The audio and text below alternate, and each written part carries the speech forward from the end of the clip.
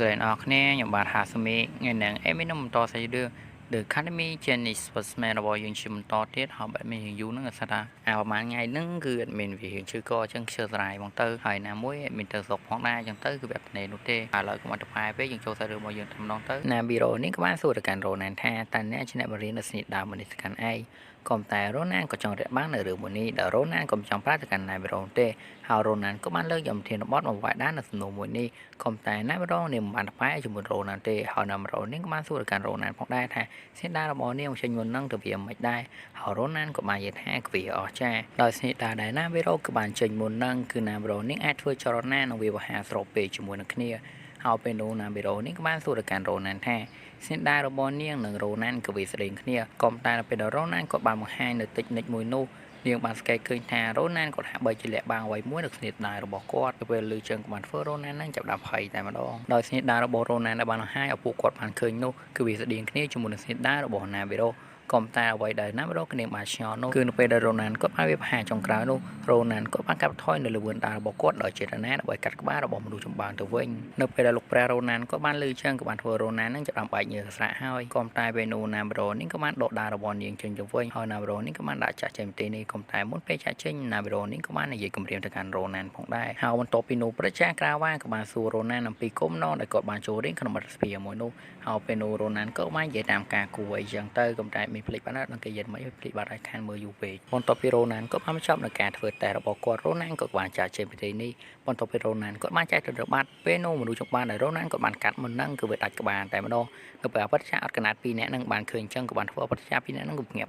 ់តែម្ដងបន្ទាប់ពីរ៉ូណានក៏បានចេញចេញម្ដងខាងក្រៅរ៉ូណានក៏បាននិយាយទៅជាជាក់ផងដែរថាការធ្វើតែកាជើងក៏ធ្វើតែឡើងស៊ីផយមួយស្ទូក៏មកយើងក៏បានឃើញថារ៉ូណានក៏ច្រើនអស់សង្ឃឹមតែម្ដងហើយមើលទៅហើយមកជុំវិញខ្លួនរបស់រ៉ូណានទៅដែលគាត់អស់សង្ឃឹមប៉ុណ្ណាហើយពេលនោះអារីយ៉ានេះក៏បានសួរទៅកាន់រ៉ូណានថាតើរ៉ូអាចកាត់អីហើយពេលនោះរ៉ូណានក៏បាននិយាយថាគាត់ផ្លេចចូលស្ភៅដែលគាត់ត្រូវប្រឡំជាប់ហ្នឹងគឺយកមកបាត់ហើយស្របពេលនោះតារាចំណាត់ថាក៏ត្រូវបានបង្ហាញដល់អារីយ៉ានិងអាសេគឺបានបន្ទូលល្អមានថាពួកគាត់ក៏បានជាប់ក្នុងការធ្វើតេស្តនឹងឯងនៅពេលឃើញចឹងអារីយ៉ានិងអាសេនឹងពួកគាត់បច្ចុប្បន្នចិត្តខ្លាំងមែនតើហើយពេលនោះអារីយ៉ានឹងក៏បានងាកមកសួរទៅកាន់រ៉ូណានផងដែរថាបន្ទូលរបស់គាត់គឺវាមិនមកហើយទៅពេលលឺចឹងរ៉ូណានក៏ចាប់ដើមធ្វើមុខបែកញ៉ាងទៀតហើយដល់រ៉ូណានក៏មិនដឹងថាគាត់ជាប់ឬក៏អត់ជាប់ទេដោយសារបន្ទូលរបស់គាត់ទាន់បង្ហាញផងហ្នឹងនៅពេលនោះក៏មានដុំភ្លើងមួយក៏បានហោះធ្លាក់ចំកណ្ដាលមុខរបស់រ៉ូណានតែម្ដងហើយក៏បានធ្វើកន្លែងហ្នឹងគឺផ្ទុះយ៉ាងខ្លាំងតែម្ដងដែលភ្លើងមួយហ្នឹងក៏វាជាការនាំសារនៅចំណាត់ថ្នាក់របស់រ៉ូណានតែម្ដងដែលរ៉ូណានគឺបានជាប់នៅក្នុងការធ្វើតេស្តមួយនេះផងដែរនៅពេលដែលឃើញចឹងក៏បានធ្វើពួកគាត់គឺបាយចិត្តតែម្ដងដោយសារពួកគាត់ហ្នឹងគឺជាប់ទាំងអស់គ្នាតែម្ដងនៅពេលដែលរ៉ូណានក៏ពុំសប្បាយចិត្តនោះពេលនោះក៏មានបរិមម្នាក់ហ្នឹងក៏បានដើរទៅចេញចំហាយអ៊ូអាប់ចេញមកតែម្ដងនៅពេលឃើញចឹងក៏បានរ៉ូណានក៏រៀបបាច់ញើសផងដែរហើយបរិមម្នាក់ហ្នឹងយើងក៏បានដឹងហើយថាគាត់ខ្ញុំនោះដែលមានទេពកោសល្យបំផុតនៅក្នុងអាណាចក្រមួយនេះហើយពេលនោះយើងក៏បានឃើញថាពួកគាត់ទាំងពីរហ្នឹងចាប់បានឈរមុខដាក់គ្នាហើ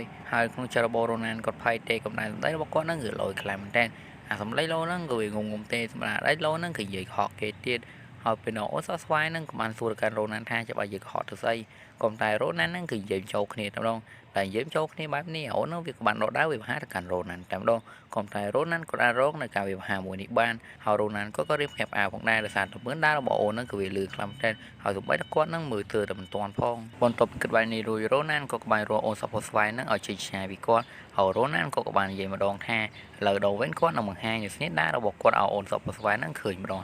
ហើយពេលនោះរ៉ូណានក៏បានប្រាប់ស្នេហ៍ដើររបស់គាត់វាប្រហារកាន់អូនសាប់ស្វាយតែម្ដងដោយស្នេហ៍ដើរដែលរ៉ូណានក៏បានជិះមនុស្សអូនសាប់ស្វាយហ្នឹងក៏អាចទប់ទល់ជាប់ក៏តែទប់ទល់ជាប់មែនក៏តែដៃរបស់អូនហ្នឹងក៏វារៀងញាប់ផងដែរហើយអូនសាប់ស្វាយនឹងរ៉ូណានហ្នឹងនៅតែបន្តវាប្រហារគ្នាដដែលហើយពេលនោះរ៉ូណានក៏បាននិយាយថាឆយចង់វាយគ្នាលេងសោះនេះចង់វាយគ្នាមែនតើដោយរ៉ូណានក៏សើទប់ទល់ជាមួយនឹងអូនលេងជាប់ហើយតែសារអូនហ្នឹងមិនមនុស្សធម្មតាទេវាស្រជាមនុស្សដែលមានទេពកោសល្យបំផុតនៅក្នុងអាណាចក្រមួយនេះហើយពេលនោះពួកគាត់ក៏បានបន្តនៃការវាប្រហារគ្នាចុងក្រោយដោយការវាប្រហារមួយនេះក៏បានធ្វើមានការបន្ទូយ៉ាងខ្លាំងមានឱកាសបែបនេះរ៉ូណានក៏បានរត់ពីការប្រយុទ្ធមួយនេះតែម្ដងហើយរ៉ូណានក៏រត់គ្មានទៅណាឆ្ងាយទេក្រៅពីរ៉ៃអាសេដែលយកអាសេហ្នឹងធ្វើជាខែរបស់គាត់ឃើញចាអូនសាប់ស្វាយហ្នឹងវាក៏បាននិយាយថាចុះនេះថោកចុះយកស្អីធ្វើជាខែរបស់វាក៏តែនេះក៏ជាល្បីរបស់រ៉ូណានតែម្ដងនៅពេលអូននឹងភ្លេចខ្លួនរ៉ូណានក៏បានដាក់អូនហ្នឹងមកដាក់យកក្រាមុខតែម្ដងបន្ទាប់ពីរ៉ូណានក៏បានវាយទៅកាន់អូនសាប់ស្វាយហើយមានឆ្លៀតសួរកាន់អាសេទេថាគាត់វាយមិញហ្នឹងគឺវាយកបន្ទាប់ពីរ៉ូណានក៏បានសួរយ៉ាងហើយរ៉ូណានក៏បានដឹកដៃរបស់អាសេនិងអារីយ៉ាចាក់ចេញពីទីតែម្ដងសូម្បីតែអូនសាប់ស្វាយហ្នឹងហើយជប់គាត់ជប់ដែរហើយពេលនោះអូនសាប់ស្វាយវាក៏បានមើលទៅកាន់ដាល់របស់គាត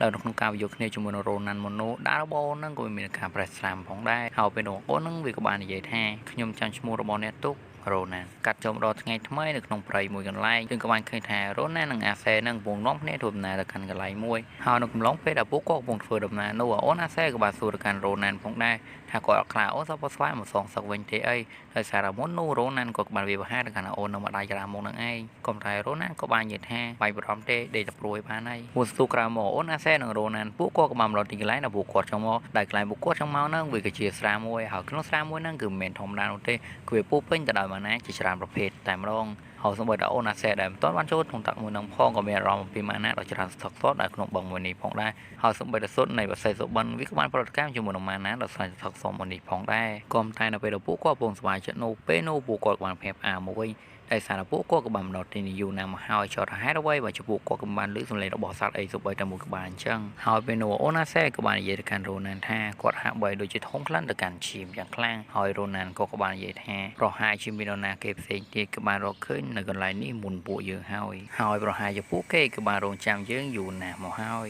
ពេលនោះយើងបានឃើញនៅកាន់មនុស្សមួយក្រុមហើយមនុស្សមួយក្រុមនោះក៏បានបាញ់ព្រួញសម្ដៅទៅកាន់រ៉ូណានតែម្ដងក៏តែរ៉ូណានក៏អាចទប់ទល់នឹងការវិភាគនៃព្រួញទាំងអស់នោះបានស្របពេលនោះរ៉ូណានក៏បានឃើញនៅព្រំពិសេសដែលពួកហ្នឹងគឺបានប្រើផងដែរហើយពេលនោះរ៉ូណានក៏បានរំលឹកដល់ការអធិការរបស់គាត់បន្តិចដែលគ្រាប់ព្រំពិសេសមួយនេះវាគឺជាស្នាដៃនៃការបង្កើតរបស់អ្នកក្រៅអង្គគាត់ម្នាក់ដែលមានសពពណ៌ក្រហមបន្ទាប់ពីរ៉ូណានក៏បានគិតនៅរឿងទាំងអស់នោះពេលនោះរ៉ូណានក៏បានប្រើរបៀបរបស់គាត់ស៊ូទៅកាន់ពួកដែលបានវាបហាមកកាន់គាត់នឹងឯងនៅពេលឃើញរ៉ូណានមកចង់ពួកហ្នឹងក៏បានចែកជើងគ្នារត់អស់តែម្ដងក៏តែពេលនោះរ៉ូណានក៏បាននិយាយនឹងពាក្យសម្ដីមួយក៏បានធ្វើពួកហ្នឹងក៏បាននិយាយជាមួយរ៉ូណានវិញហើយពេលនោះមនុស្សម្នាក់ដែលមើលទៅដូចជារៀងខ្លាំងជាងគេហ្នឹងវាក៏បានសួរទៅកាន់រ៉ូណានក៏តែសួររ៉ូណានដូចសួរជាមួយស្អីចឹងគឺនិយាយចូលគ្នាតែម្ដងហើយយើងចូលគ្នាហើយរ៉ូណានមានឈ្នះលឺទៅកាន់អូនហ្នឹងទៀតឃើញចឹងគាត់ធ្វើអូនហ្នឹងក៏វាខឹងតែម្ដងហើយពេលនោះអូនហ្នឹងក៏បានយកបាត់បញ្ជូនទៅកាន់ករបស់រ៉ូណានក៏តែរ៉ូណានហ្នឹងគាត់ធ្វើខ្លាចដូចខ្លាចចឹងខ្លាចហ្នឹងគឺវាឌឺគេនឹងឯងរួចហើយពេលនោះយើងក៏បានឃើញថាក៏មានបរិសម្នាក់ក៏បានបង្ហាញខ្លួនចេញមកតែបរិសម្នាក់ហ្នឹងគឺជាមេក្រុងរបស់ពួកអស់ហ្នឹងតែម្ដង